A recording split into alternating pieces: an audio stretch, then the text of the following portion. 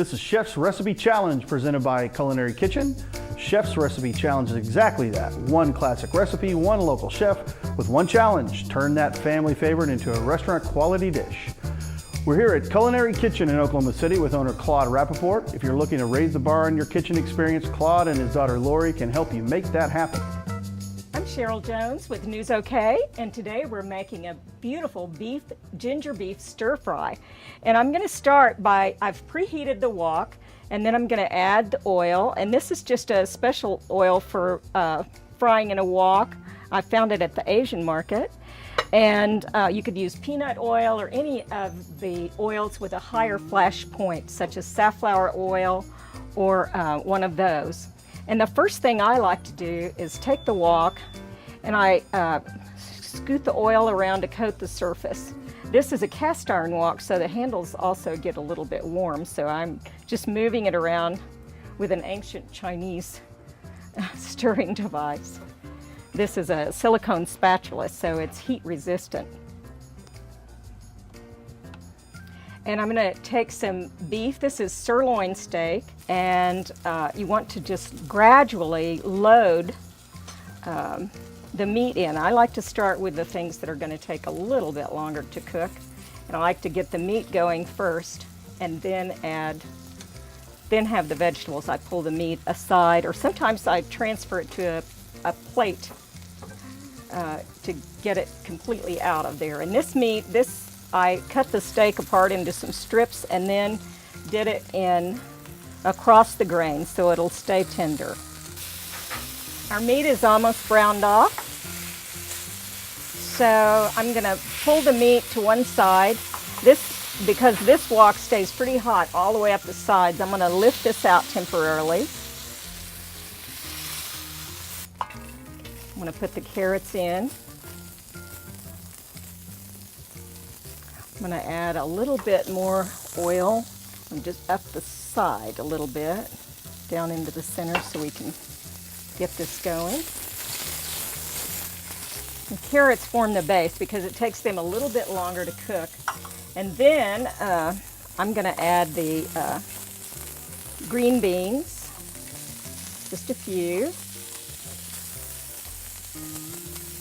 And these I've prepped all about the same thickness, and that really, I find, helps. I like to keep everything already prepped ahead of time. You don't want to have to stop and do more prep work after you've begun the cooking process, after you got it walking, so to speak.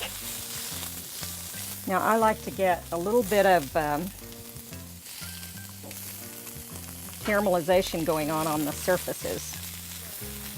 So as I toss it and move it, and one of the things you want to do when you've got lots of heat going on is to keep everything moving. You don't want to burn it, but you do want to caramelize the edges.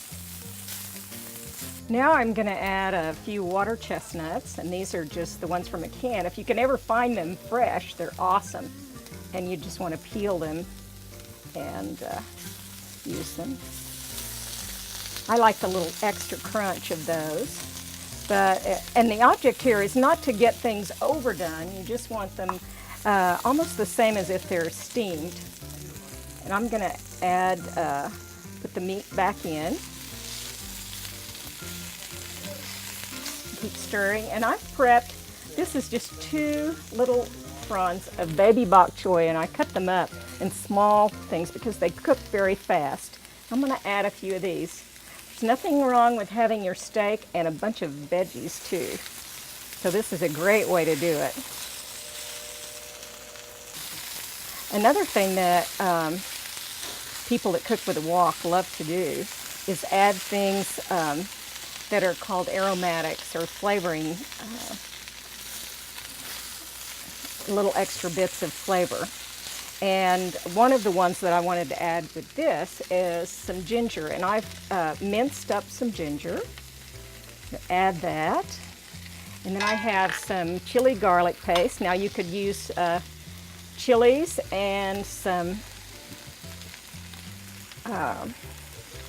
garlic all mushed up together, or you can buy it in this handy container. And then I like a little bit of sesame oil. just for flavor. It's made with toasted sesame seeds.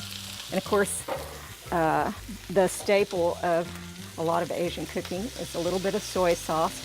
I don't go heavy on it because we're not big soy sauce fans in our home. And then this is rice wine vinegar, and you can hear it sort of deglazing the pan underneath. We're going to toss that. And I wish there was a way you could get the aroma on television. And this is what I call double stock. I've reduced just beef stock down. And because we had all of that cornstarch in our, that we prepped our meat with, then this is going to become, the sauce is going to thicken. At the last minute, I like to add some snow peas or sugar snap peas in this case, because they cook so fast and they're so good. Now you're definitely going to get your veggies and your meat. It's like one dish meal, and you'll get the grain in the rice. Today I've cooked ahead some brown rice for us to use.